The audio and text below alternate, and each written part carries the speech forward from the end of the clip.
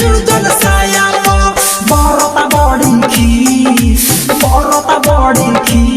सखी रे मर्दा बेहाया सैयक छटकल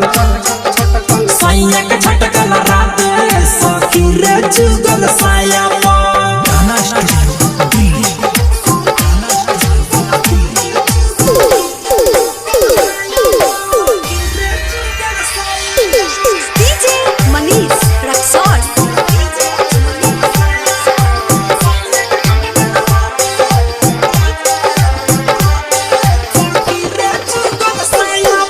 लगावेला धाका तब रहेला फाका एकरा से न चली जवानी के चका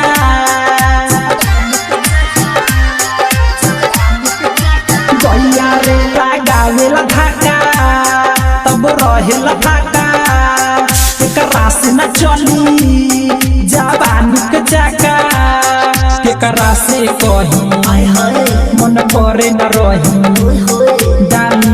रही रोज महत मही देखली हली जठानी बैठल रही पाया सैयक छटकल रात सखी रे जुगल साया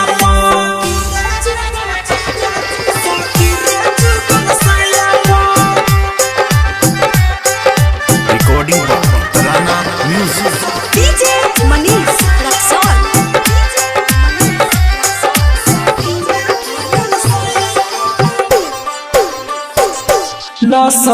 लसर जब करे लागल छोड़ी के मुआना तब हमके भागल हाँ लसर जब करे लागल छोड़ी के मुआना तब हमके भागल सूरसवाड कर वैसे न धर दीप प्रेमिया के तू ही कुछ कर अरे पटले बाटे दांते सखी रे गलिया बाया सैयक छटकल रात सखी रे जुगल साया बरता बड़ी खी सखी रे मर्दा बेहाया सैयक छटकल रात सखी रे जुगल साया।